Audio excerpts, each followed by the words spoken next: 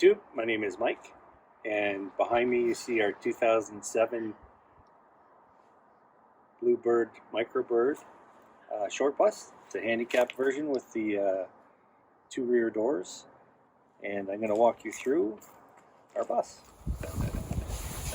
I've already replaced the front fenders, removed the mirrors, stripped out the interior, and started to block out the windows.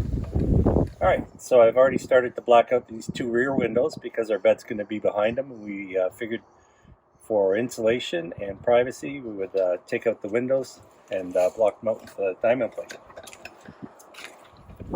On this back, we're going to block out these two rear windows and possibly the door windows, just for more privacy when we sleep. I'm leaving the two handicap doors and two windows. The plan is to replace the double doors, probably just weld them together and put a normal house lock on it. I've already replaced these windows with Lexan, just in case there's a side accident. Somebody's sitting right beside this door. And on the front, see these white fenders. I've already replaced the front fenders, taken off the mirrors, and this is the last mirror that has to go, but I think it's a lot of wind resistance, so I want to replace it with a normal passenger mirror as long as it comes out and I can see down the side of the body. So we needed a second seat. I wanted something that was safe to carry my wife and perhaps myself when my wife drives. So I settled on a seat out of a 04 Cadillac Escalade. It's a power seat. The next thing I had was, once I mounted the seat to the floor, we couldn't get in the bus because this is the only space you have. So I designed two things. I designed a swivel for the seat, as you can see. I also designed a slider for the seat, so you can take it and slide it over. That gives you enough room to get in past the seat. Alright, now a lot of people build seats, and in my opinion they're not really that strong. So when I did this, I made sure I built the seat extra heavy duty. It's actually not bolted in tight right now. That's the last thing I have to do. But as you can see, it'll rotate 360 degrees. We can sit this way and face the inside of the bus. My wife can turn it this way, face the side. And it won't go full range right now because that's one of the challenges. I need to bolt the seat down. The bolts are hanging through and they're impeding the pivot. So the seat is normally facing this way. You can pull it all the way over to the side, so you have lots of room.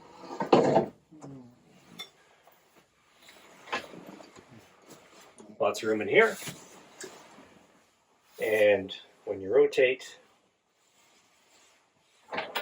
alright, so again, face the back, face the side. Alright, so just to show you a bit about the seat, it is mounted on these two super struts. They're parallel with each other, obviously.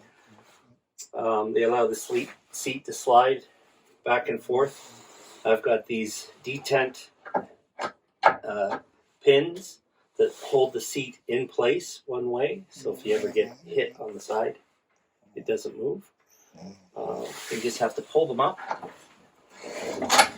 and then you can slide the seat over. I also built the pivot point out of 1/4-inch plate steel and a front wheel bearing off of a 4-wheel drive truck. There were pivots available commercially. I didn't feel that they were strong enough or safe enough, so I built this one here. It's all held together with grade 8 bolts. seat. The seat will be bolted in with grade 8 bolts as well. It's power seat, so I need to figure out a way to get power to it. It'll raise up and down, does all the power stuff. And that's it. So if you want to take a closer look. Okay, so for a closer look, you can see this is a super strut. It's a electrical channel. These I ordered off of Amazon. They're detent, so spring pins, 1/2 inch in diameter. There's 2 of them. This is just 1x2 steel, mild steel tubing.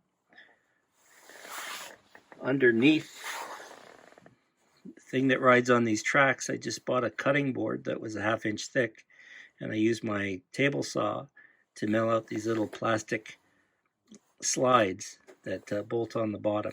At the bottom of the slide, I have a large washer that spans the distance of the super strut so it won't pull out if you're ever in an accident. You can see the frame there. So on the top, it's 1/4 inch plate steel, 24 inches by 24 roughly. And at the bottom, it's a little thinner, it's 3/16 plate steel. And I don't know if you can see. Alright, so in here, underneath you can see the wheel bearing. It's just temporarily held in place with 2 lug nuts, but it'll have 4 lug nuts on there shortly. These pins here, these are the ones that lock it in once you pivot. So as it's forward, you take and release the pin.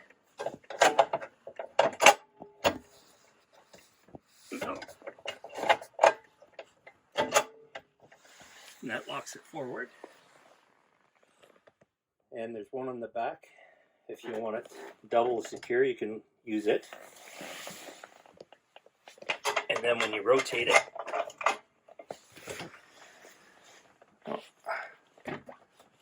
so we're going to go this way because the seat's not tilted up. When you lock it this way, you can also use that same pin down here to lock it in. There we go. Hey, this is Short Bus Travelz, and I just wanted to give you a little bit of background. I'm Christy, Mike's wife, and we have had trailers for many years, including motorhomes. Always loved them, lots of fun.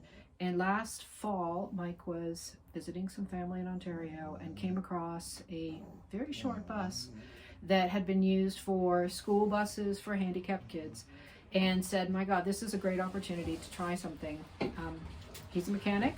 He is super handy. He does beautiful work for many things, and this was a chance to pull it all together. So he's created this video channel because he wanted to document the build, and he also wanted to share with you some of the ideas and the different inventions that he's put in place for this. When it's all done, the plan is all of us, Mike, myself, and our little dog too, are all going to go hit the road and enjoy ourselves. So enjoy, and I hope that there's some good information here that will be helpful for you in your own adventures.